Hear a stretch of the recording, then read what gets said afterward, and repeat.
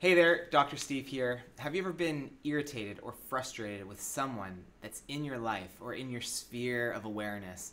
Could be at work, could be at home, but they're just kind of lingering there, and every time you see them, you just kind of feel a sense of irritation or resentment or frustration. So someone just kind of just seems to, that's all they seem to bring to your life is some sort of irritation. I'm going to show you a coaching session that I did with someone and how we helped her to work through it. So welcome to the Connected Life. Stay tuned. I'll see you in a bit.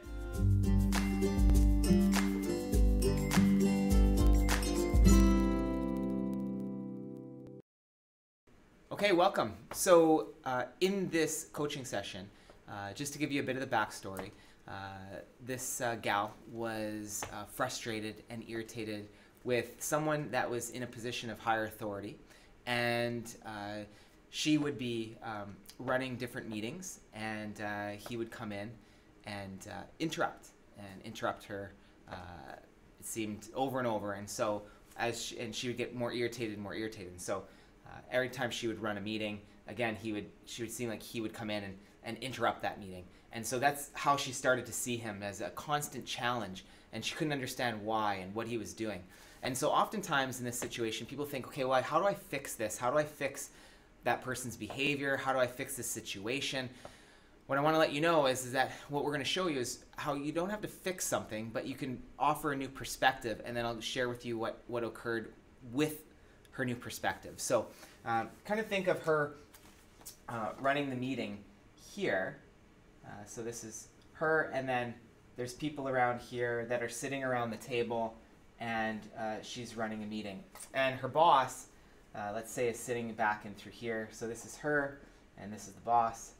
And he comes in, and he chimes in and interrupts her frequently.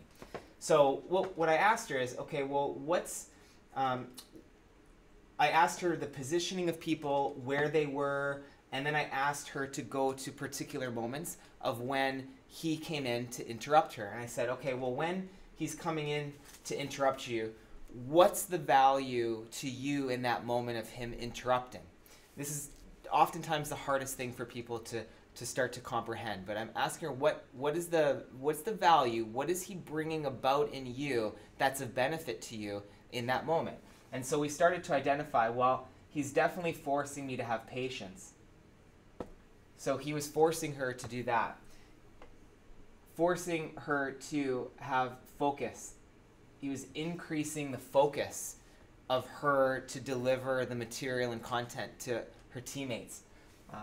Increasing concentration.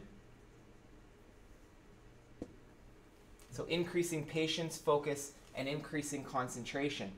And we went through a few other of these, and in the end, we noticed that what he was helping her to develop were really qualities of leadership.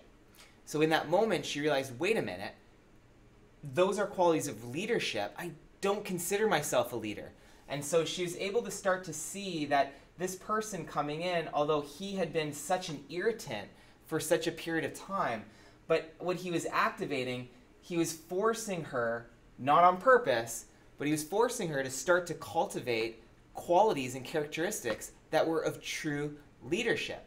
And then I asked her, okay, well, what if he just came into those meetings and he was completely quiet? And she said, well, if he did that, then I would be thrown off because I'm expecting him to interrupt. She said, I would lose focus. I would have to readjust and discover where I am in the meeting. So she would just lose her way in the meeting. So if he didn't interrupt and he just sat back all calm and relaxed, now it throws her off. She loses focus. She has to readjust the way she has to re-identify where am I at in the meeting because she's thrown off. So she can see clearly that if he comes in and behaves in a different way, there's drawbacks to that. There's challenges that she's going to receive. The reason that we go through this point is because there's oftentimes a fantasy that if he's acting differently, then my life is going to be better. And what I was pointing out to her and drawing out of her is that your life doesn't necessarily look better if he's quiet, because she's wishing that he would be quiet. and there's going to be drawbacks to him being quiet. So we went through this process and helped her to see, again, what's the magic in the mess? Where is the value in the experience here for me? We weren't fixing anything. We're reorientating her to what reality was actually happening. And as she did that, we helped to clear that so she could see that this person is helping actually to cultivate relationships and cultivate leadership. As she did that, she came back the next day and had a business plan in her pocket for me of a new business that she was going to be launching in the near future, nice and detailed out.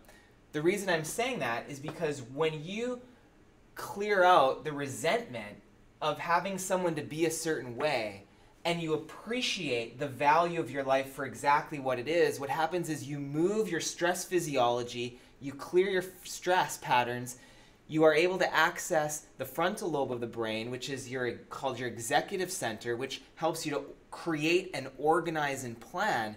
And as she cleared out the resentment, not fixing the situation, but clearing out the resentment, she was able to use the frontal lobe and upper part of her brain to come that night and have a business plan created with a new name and action steps, and she was able to detail out what her next step was actually going to be. So she honored that she was a developing leader. She could see that she didn't really want him to be the other way because that would have created more problems for her.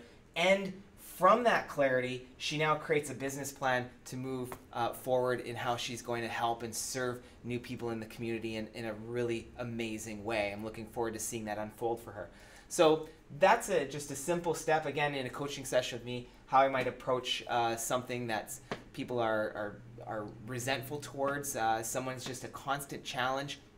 And again, what I want to reiterate is that you don't necessarily, if someone's being a challenge, it's not about fixing them. It's about altering your perception about that so you find magic in the challenge, because the challengers in your life are oftentimes bringing upon new qualities or characteristics or traits that you need to start to use at a skill set or master. And they bring on different parts of you.